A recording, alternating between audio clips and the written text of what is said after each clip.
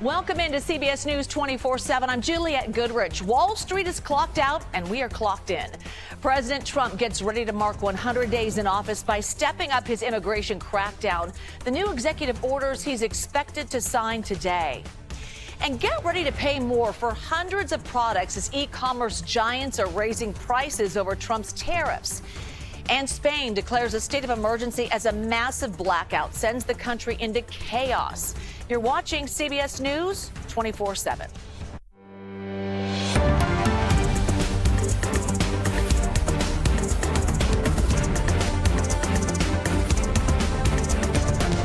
Tomorrow, President Trump will celebrate 100 days in office by holding a rally in Michigan. He wants to send the message that he made promises and he's keeping them. And one of his promises, tax breaks.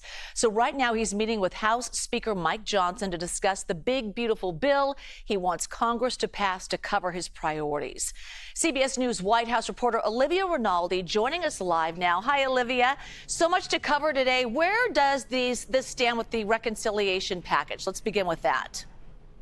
Hi, Jules. It's good to be with you. Yes, that big, beautiful bill, as Trump calls it. And it is a large piece of legislation. This is the centerpiece legislation for his first year agenda. And if we could tick through just some of the things that are in there, it includes no taxes on tips, no taxes on overtime, no taxes on Social Security, tax deductions on auto loans, more border wall funding, more defense funding. Are you starting to see why it's called the big, beautiful bill? There's a lot in there that Trump wants to get passed, and now he's given them a new deadline of July 4th. That's when he says he wants to sign this legislation by, or at least advisors close to him have said that's when he wants to sign this legislation by. So this is a tall task for House Republicans and Senate Republicans to get on the same page to make sure that these legislative priorities are in line, especially when you have members like the House Freedom Caucus who are so against increased defense spending and border wall spending or immigration spending. So there's a lot that they all need to get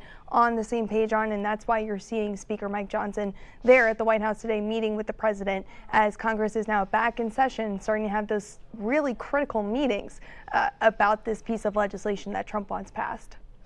And President Trump spoke to The Atlantic about Defense Secretary Pete Hegth. So what did he have to say? Yeah, also a little bit of news there. We saw this morning in that Atlantic piece that came out, Trump acknowledging some of our CBS reporting about a makeup room that was created at the Pentagon for Secretary of Defense Pete Hegth to use before his television hits. Trump was asked about that, and this, I'm reading from the piece now, wrote that the president smiled, and then when asked about how Hegth is doing, he said, "I think he's going to get it together. I had a talk with him, a positive talk, but I had a talk with him." That obviously caught our attention as a little bit of news there. Of course, Secretary Hegth has been embattled lately over several controversies related to his use of the platform Signal, in addition to some of our reporting about that makeup room and his use of different computers in his office that are not classified when they're supposed to be. So quite notable there that the president's saying he's having a talk with him and he thinks he's going to get it together. Okay, that's interesting. So we also hear the president is expected to sign an executive order cracking down on sanctuary cities. So what do we know about the order and which cities are on that list? Yeah, White House Press Secretary Caroline Leavitt briefed reporters earlier this morning that Trump is expected to sign 2 executive orders today, one specifically focusing on sanctuary cities. Now, what this will do is direct the Attorney General and Secretary of Homeland Security Kristi Noem to publish a list of state and local jurisdictions that Caroline Leavitt says obstruct the enforcement of federal immigration laws. So what this does essentially is give Trump a list of all of those cities, states, local jurisdictions that do not work with local law enforcement to carry out deportations. That's why they're called sanctuary cities. By some estimates, there's anywhere between about 200 to 560 of these sanctuary jurisdictions throughout the United States. So quite a lot. We should note, though, it's not the first time that the president has gone after these sanctuary cities. On his first day in office, he did sign an executive order that would ask his Attorney General and Secretary Noem to withhold federal funding from those specific sanctuary cities. However, a federal judge ruled in on that, said that the White House can't do that, but Trump is still looking to go after some of these sanctuary cities that are impeding on his immigration platform. So the Trump administration also facing some criticism over recent removals of U.S.born children with their foreign-born mothers who got deported. So how is the administration responding? Well, the White House specifically addressed this morning in an early morning briefing, focused on the first 100 days in office, which is, of course, tomorrow. Tom Homan was asked about this specifically, given that the ACLU is alleging that they're deporting U.S. children. Take a listen to what he had to say about this case specifically, saying that this was a mother who was deported and chose to take her children with her. Take a listen to that sound here. Children aren't deported. The mother chose to take the children with her. When you enter the country illegally and you know you're here illegally and you choose to have your citizen child, that's on you. That's not on this administration. If you choose to put your family in that position, that's on them.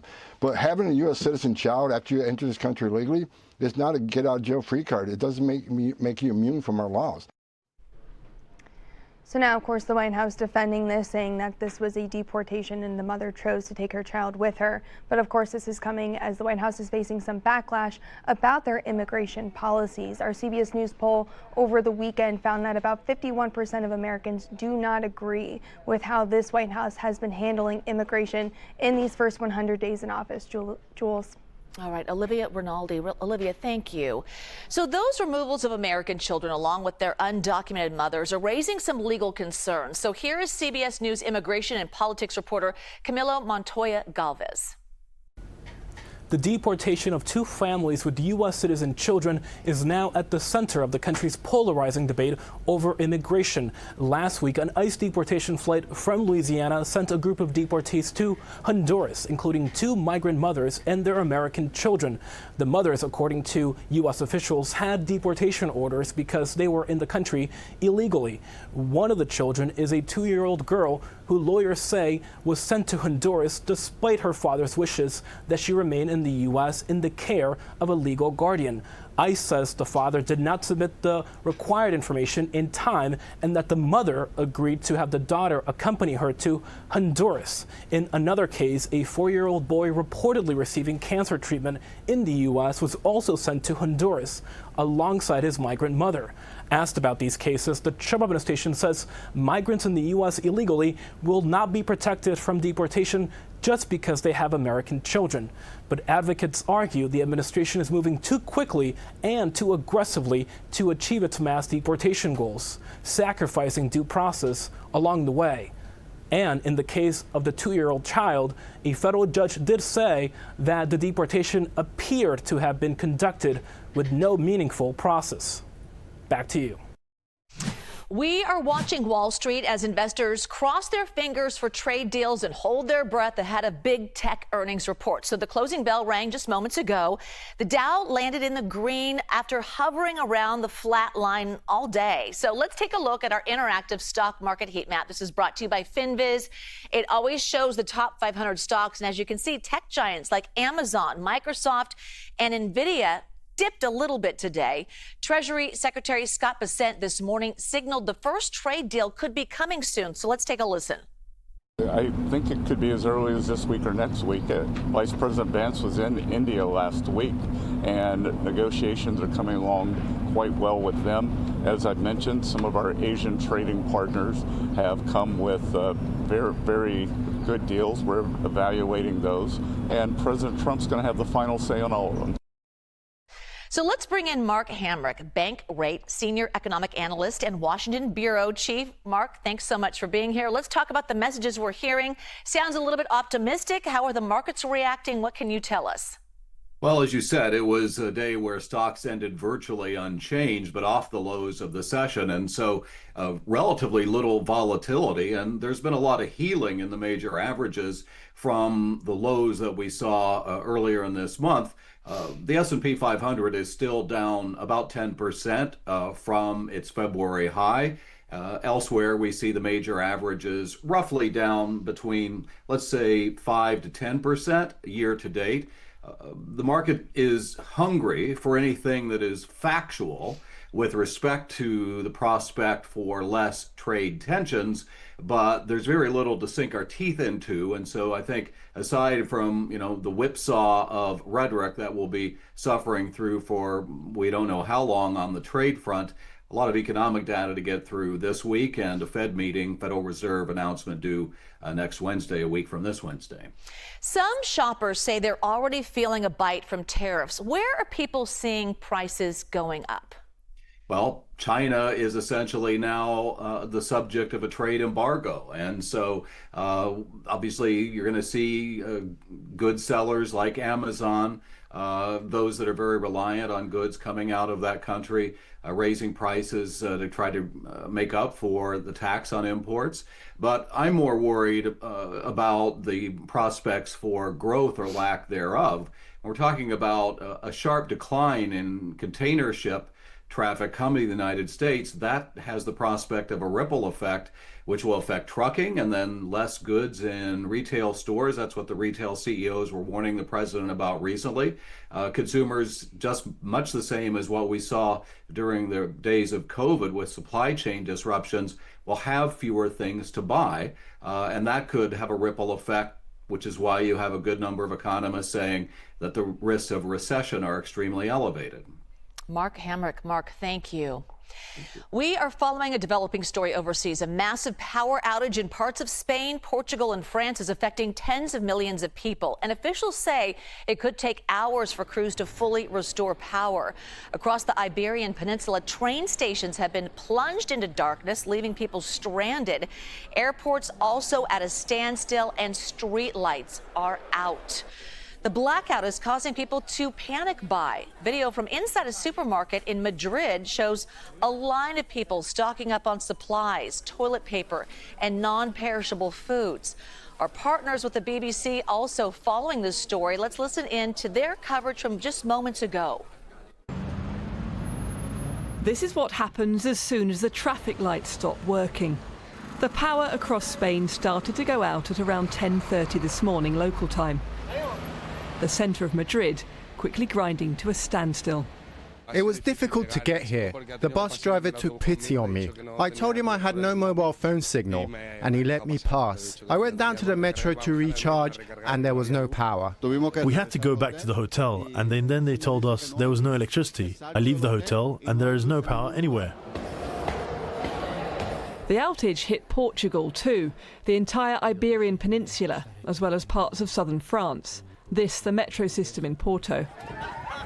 Back in Spain, the entire rail network ground to a halt. Some trains literally stopped in their tracks, like this one, midway between Seville and Madrid. Locals helped stranded passengers. Everyone's sort of been so nice, and anytime anyone's got any food or water, they share it around everyone. So that's been really nice, just kind of that kind of community feeling. Flights in both countries were delayed or cancelled, presenting various problems for travellers.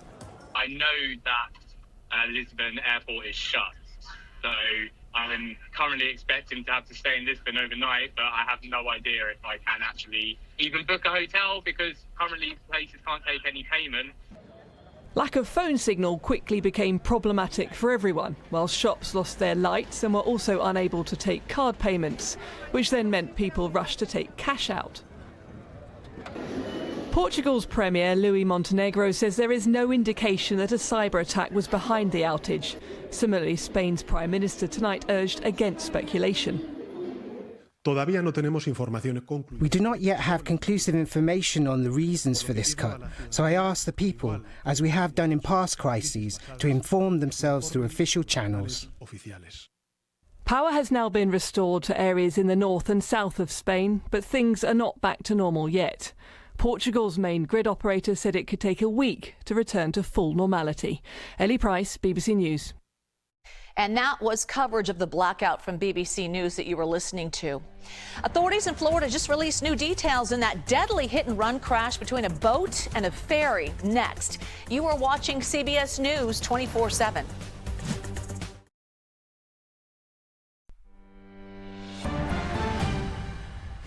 And this just in, CBS News learning an F/A-18 fighter jet was lost at sea and fell aboard an aircraft carrier. The Navy says it happened while sailors were towing the jet out of the hangar bay of the USS Harry S. Truman, which is stationed in the Red Sea. So one person was hurt in the incident with minor injuries. The jet's price tag, $70 million. No details on what caused the jet to go overboard. In Florida, one person is dead and several more are injured after a hit-and-run crash between a boat and a ferry in Clearwater. The crash came at the end of a 17-day-long festival. Many people relied on the ferry for transportation back and forth to the event. So right now, Florida Fish and Wildlife officials are investigating this crash. CBS News correspondent Christian Benavides joining us live from West Palm Beach. Thanks for joining us. What are officials saying about this investigation? Well, Juliet, we're getting a clearer picture of how all of this took place. Now, we know there were 45 people on board the Clearwater ferry, which is essentially a water taxi that connects the downtown area of Clearwater to Clearwater Beach. There were also 6 people on board another recreational vessel. 1 person died, 10 people were hospitalized due to the crash, and we're actually seeing brand new video from the crash released by authorities during a press conference not too long ago, which shows the moment of impact. Now, in the video, you see the ferry moving slowly through the water, and then you see a boat moving quickly that appears to slam into the back of the ferry. Officials say that that recreational vessel overwrote about 3/4 of the ferry. At some point, the driver of the recreational boat then kept going and was found by law enforcement about 3 miles away from where the crash took place. Now let's take a listen to how officials describe that moment that they first responded to the incident. Now, what is a mass casualty? A mass casualty is when we have more victims than we do resources to be able to handle the victims that are on scene. And that's what we had. We actually entered into a level 1 mass casualty. We pulled as many ambulances and transport rescues as we possibly can. We ended up with, as Chief Gandy said, 10 patients when it was all said and done. Now, officials appear to have identified the driver of that vessel. However, they have not identified him to the public. They do know who he is. Nobody is currently facing charges, and officials being a little more cautious during that press conference than they have been throughout the day, saying that they're looking into this as potentially a hit and run. Okay, and several people were considered trauma patients after the crash. How are they doing? Yeah, overall there were 6 trauma alerts. One hospital received 4 patients with minor injuries. Another patient was sent to a hospital, to a second hospital, and then 2 women were sent to a third hospital, which is the only level 2 trauma center in the area, meaning that they have more trauma surgeons on hand for incidents like this, but currently there's no update on their conditions. Juliet? All right, thank you so much. Now to an update on Homeland Security Secretary Kristi Noem's stolen purse. The Secret Service says officers have arrested 2 people in connection with the theft of Noem's Gucci bag, which had thousands of dollars in cash inside. She called the primary suspect in custody a, quote, career criminal who has been in our country illegally for years.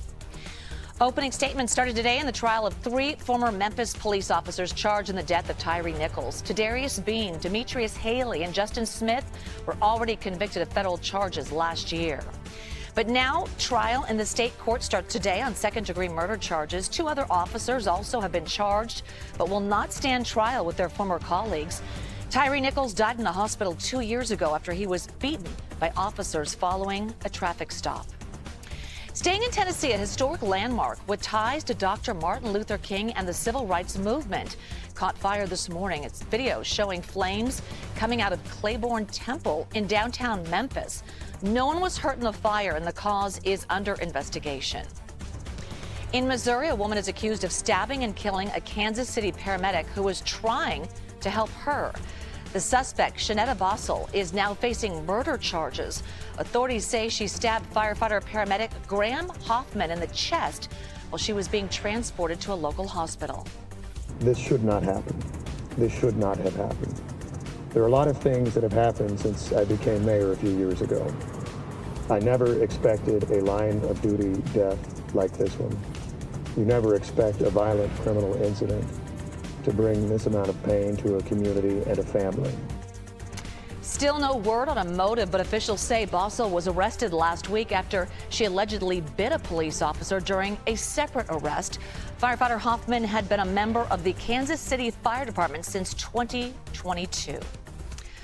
All right, on to weather now. Severe thunderstorms expected to tear across the Midwest today, bringing damaging winds, large hail, and even the chance of tornadoes. So this is a live look right now at Minneapolis, Minnesota. Meteorologist Zoe Mintz joining us now. Obviously, that live shot looked very calm, but that's hardly the case. Yeah, the calm before the storms. Sure, yeah. Yeah, it's a multi-day severe weather outbreak. Okay. Today, 45 million people are under that risk for severe weather. Tomorrow, it increases to 56 million. So widespread severe weather is going to continue for the next at least 48 hours. Right now, though, we are waiting on that severe weather to develop. Like you saw, Minneapolis, Minnesota, you are just going to be seeing that activity later this afternoon. It's this little line that's right near my feet right now that does have that potential to bring tornadic activity. That's what we're most concerned about, especially along the Minnesota Iowa border and even over to eastern Illinois, where the area in red, this is a bullseye for severe weather. And that's what we're going to be most concerned about again later this afternoon and evening and continuing overnight tonight. And then more severe weather on the way into tomorrow. But again, you could see all of that thunderstorm activity that's developing tonight. And then again, giving you a sneak peek into tomorrow, it only gets more widespread. So let's break down the details on the timing of those upcoming systems, because again, today it's that severe weather risk and especially tornadic threats when it comes to near the Iowa, Minnesota border, and then over towards Wisconsin, about a 15% risk for large track tornadoes. And you can see this area that's going to develop along that Iowa, Minnesota border. This is what we are concerned about. This is going to continue to track along the border basically throughout the rest of the afternoon and evening. At about midnight, Green Bay, Wisconsin going to be dealing with some of that severe weather, and over near Kansas City as well. It's going to continue into the overnight hours. St. Louis going to be waking up to a pretty wet start to the day. But then more severe weather develops across the Ohio River Valley tomorrow afternoon, and then even more severe weather across Texas, Oklahoma. It's this very long line that's going to produce severe weather again throughout the day tomorrow and even into the late night hours Tuesday and into early Wednesday. It's widespread heavy rainfall likely as this Gulf moisture is going to continue to stream across basically the entirety of the eastern half of the United States, potentially dropping upwards of 6 inches of rainfall. So not only tornadoes, large hail, damaging wind gusts, also potentially up to 6 inches of rain. That could lead to some flash flooding. So major concerns are on the way over the next 24 to 48 hours. It should move out of our hair by late Wednesday, though. So we'll be picking up the pieces later this week. Yeah, crucial time period right now to be careful. All right, Zoe, thank you. President Trump's trade war with China could hurt American farmers. We'll speak to a soybean farmer on how it's already affecting them next. Stay with us. You're watching CBS News 24/7.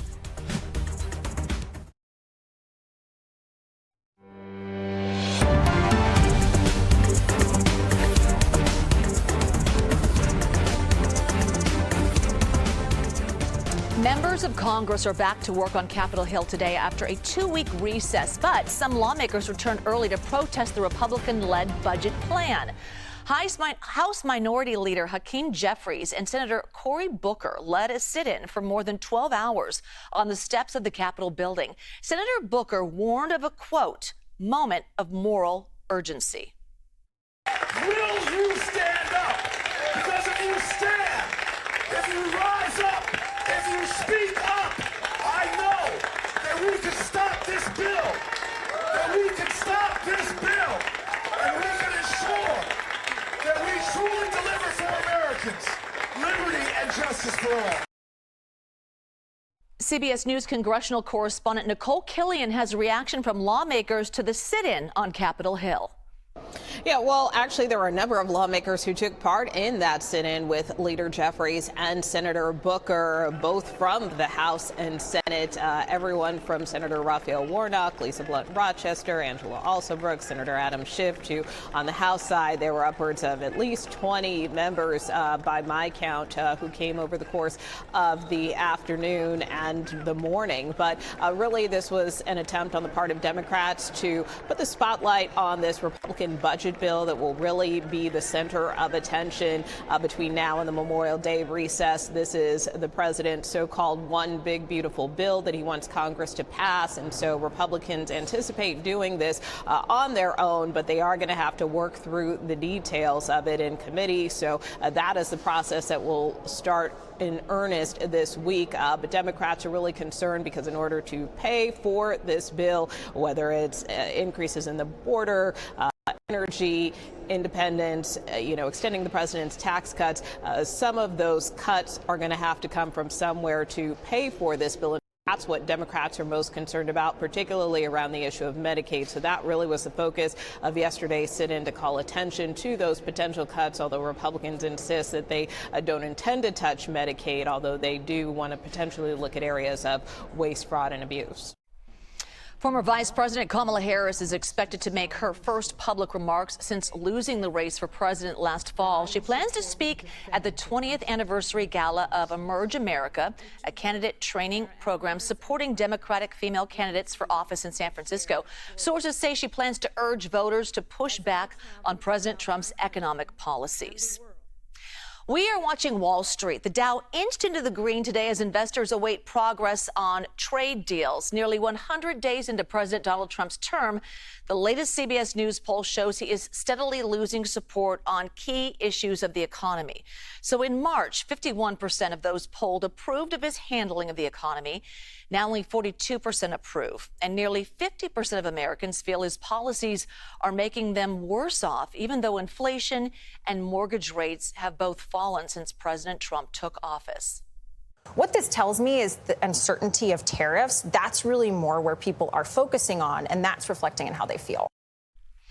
Growing concern about the U.S. economy has triggered turmoil on Wall Street, with the market and 401ks notching some of their worst days since the pandemic. Also taking a hit, consumer sentiment dropping for 4 straight months, and confidence in the economy down 32% since January. One group fearing their lives could be turned upside down by tariffs: America's soybean farmers. So China buys more U.S. soybeans than any other country in the world. And according to the U.S. Census Bureau, about half of all the soybeans produced in the U.S. go to China. So now, with Trump's 145% tariffs on China and China's 125% tariffs on the U.S., some soybean producers warn that their farms could go under. So let's bring in Iowa soybean farmer April Hamch. Thanks so much for joining us. This is fascinating, and I think it's interesting to talk about this trade relationship with China. Help us understand what is at stake here. Sure. Thanks for having me on.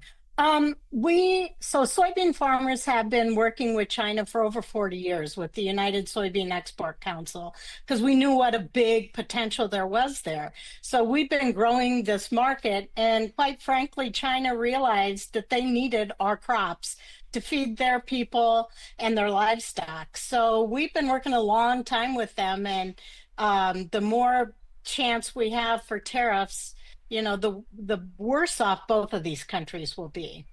You helped build that trade relationship. Let's talk about the planting season for soybeans, and also with so much uncertainty, how are farmers preparing? Yeah, well, we as farmers, we always prepare for the worst and hope for the best. And, that's what we do. And I'm in planting with many other soybean farmers right now. So that is our main focus, is getting this crop in the ground. There I am, combining, getting this crop in the ground, and we worry about the weather and the markets. Those are things we have absolutely no control over. So to throw tariffs in the mix, is always fun, but we have planned this crop a year ahead of time. So I will be making purchases this fall for what's to come next year. So the longer this goes on and the uncertainty, the harder it is to plan. So President Trump, in his first term, he actually gave some farmers cash payments to help ease the pain of tariffs. So is that the outcome you and other farmers are hoping for this time around? No farmer I've talked to has hoped for any of that. We realized the first time around, that's when it did soybeans the most harm. And we were already looking for other markets. So fortunately, we have other markets to go to. But no farmer wants payments. We just want the trade to continue. That's what we really hope for. Well, let's continue talking. April Hamch, thank you so much. Appreciate your time. You bet. Polls are open across Canada as the country decides who will be the next prime minister. So right now, polling indicates Liberal Prime Minister Mark Carney will stay in power over Conservative opposition Pierre Poilievre, shaping the election Canada's rapidly changing relationship with the U.S. So CBS News correspondent Chanel Call joining us live now. Hi, Chanel. What's at stake and how is President Trump having an influence? A huge influence. I mean, we're getting down to the wire here. Polls, I should mention, will begin to close first in the eastern part of the country in just about 2.5 hours here.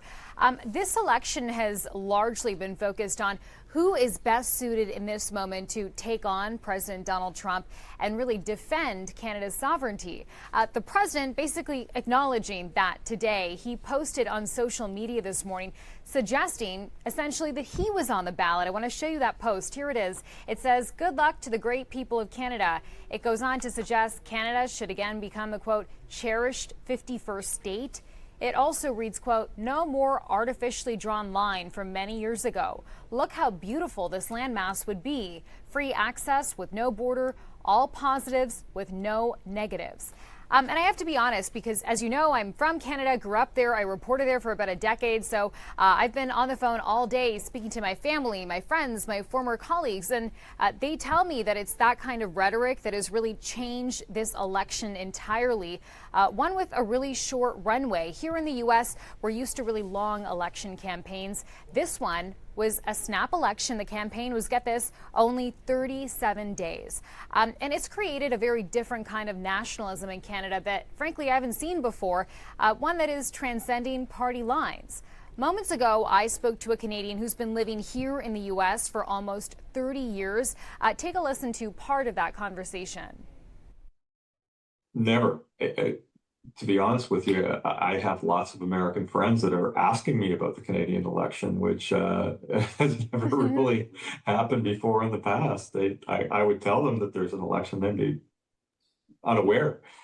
So it is very important, I think, on both sides of the border for this particular election, for sure. Canada is adjacent to the United States and has had such a friendly relationship with the country over hundreds of years, and they want to see that continue. And Jules, just for some perspective there, the question that I had asked that gentleman, Sanjay Gopal, was, have you ever seen or experienced a moment in Canadian politics where what's happening here in America in the political scene here is shaping a Canadian election campaign? And as you heard there, he said, no, never seen this before. As for who is on the ballot right now, Canada has 5 political parties, but this feels really like it's become a 2-party race between Liberal candidate Mark Carney and Conservative candidate Pierre Poilievre. Carney, we now know, sort of stepped in to serve as Prime Minister when Justin Trudeau stepped down earlier this year. He is a former central banker. And Poilievre is his Conservative opponent. He has touted some Trump-like policies earlier on in this race, and now he's choosing to run on a platform of change. Good insight, personal insight on your part as well. So what do polls say right now, and when are we going to have results? So the latest polling, Jules, shows the Liberals do have an edge here. I want to show you some numbers from our partners at Global News in Canada.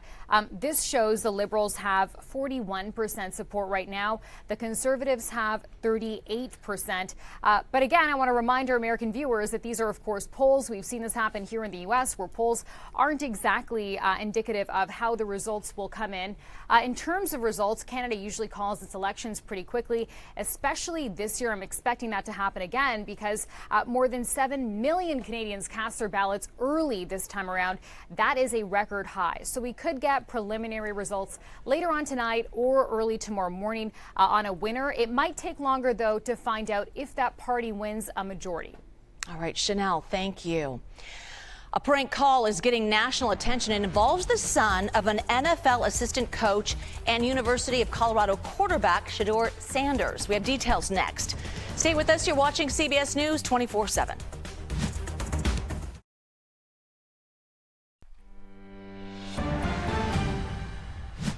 President Trump hosting the Philadelphia Eagles at the White House to celebrate their Super Bowl win. The Birds beat the Chiefs 40-22. One key player missing, Eagles quarterback Jalen Hurts. The White House says it is because of a scheduling issue. So let's take a listen to the celebration. A lot of people, they doubted. Well, they always doubt championship teams, and then they become championship teams. They never doubt them again. But Nick proved the doubters wrong and brought the Vince Lombardi Trophy back to Philadelphia, and convincingly. We also have to recognize the Eagles' head of security. You know, this is a guy, they say he loves Trump. Trump also gave a big shout out to a number of players, including running back Barkley, saying he told the Giants they should never trade him. The Eagles gave him a jersey with his name on it as a present. Quarterback Shador Sanders got called up by the Browns in this year's NFL draft, but he didn't just pick up the phone for the Browns. He also got a prank call from someone pretending to be an NFL general manager for another team. Well, now the son of the Falcons defensive coordinator is apologizing for carrying out the stunt.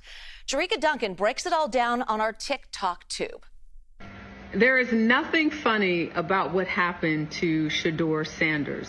A lot has been said about the draft pick and why he wasn't picked before, but there's a reason why he may have thought he was going a lot earlier than the 5th round.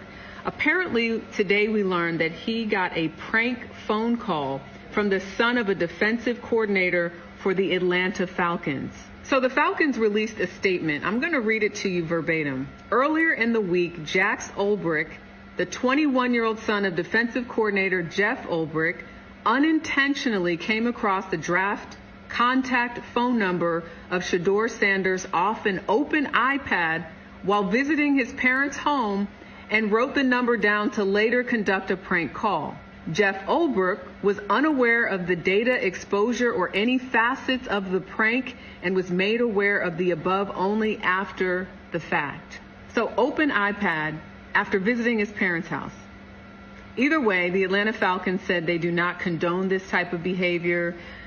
Jax Ulbrich went on to apologize on social media, saying, "I made a tremendous mistake. Shador, what I did was completely inexcusable, embarrassing, and shameful." Meanwhile, Shador Sanders seems to be living the good life. His social media shows him posted up with his family saying football brings people together. He also said that he is grateful for the opportunity to go to the Cleveland Browns. As someone who lived in Cleveland, go Browns. It looks like Shador Sanders is moving forward with his life and is looking to thrive, and we wish him the best. Our social team has so much great content like this on our TikTok and Instagram pages, so please follow us at the handle CBS News. This ain't Texas. Ain't no hold'em. So lay our cards down. Queen Bey is back on tour and bringing Cowboy Carter to stadiums around the country.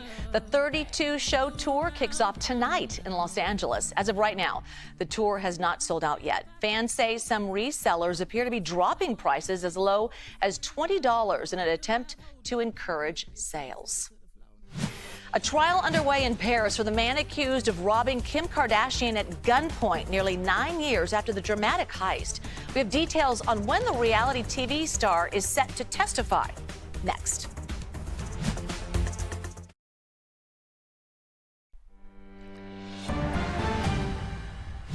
Canada is in shock after a man is accused of plowing a car into a crowd, killing at least 11 people and injuring dozens more. A warning, the video is hard to watch. CBS News' Elise Preston is in Vancouver with the latest. Rescue is already here. Chaos and carnage after police say the driver of this SUV plowed into the crowd at a block party in Vancouver.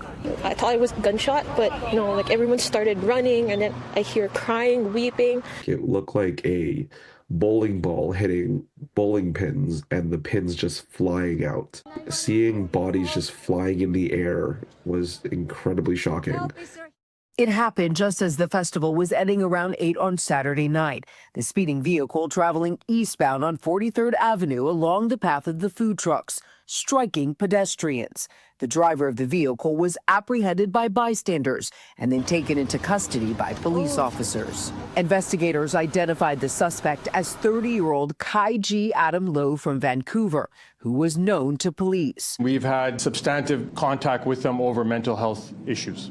Lowe is charged with 8 counts of second-degree murder, and police said more charges are anticipated. Families lost a sister, a brother, a mother. Those families are living every family's nightmare.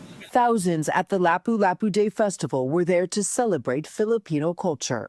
It was a tragic ending to what have been such a fun, enjoyable day. It's just so sad for our community to have this kind of tragedy, and it's just so sad.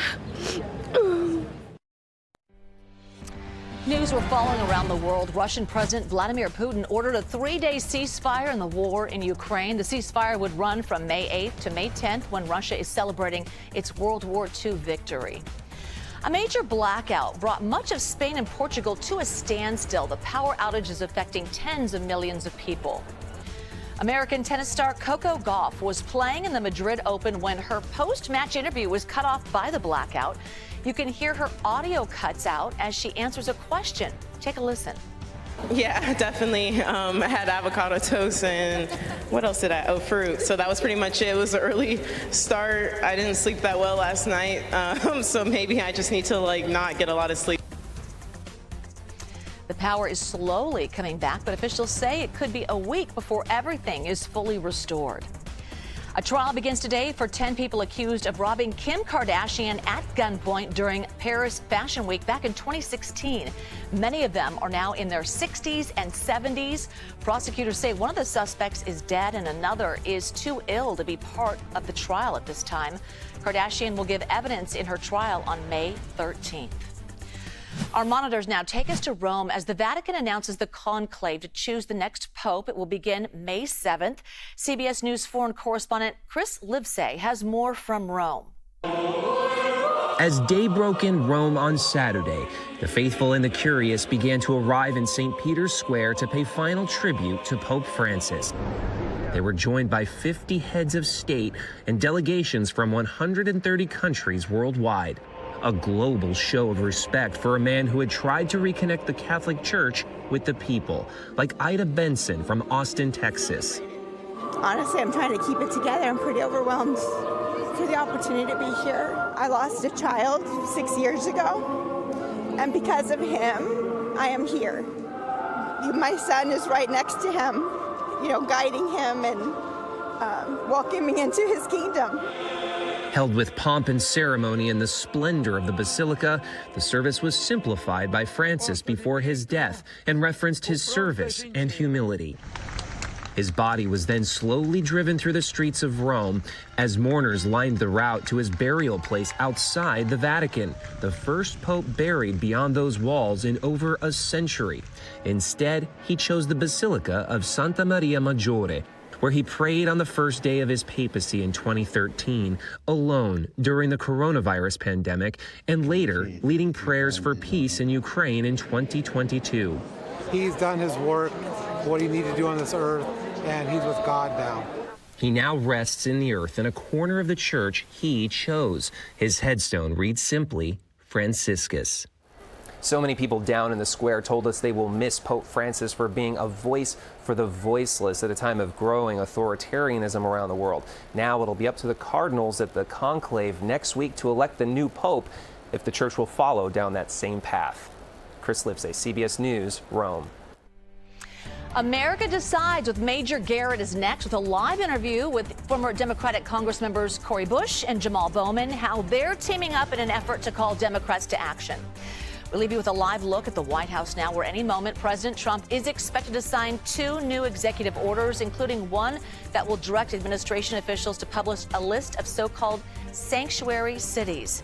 Stay with us. You are watching CBS News 24/7.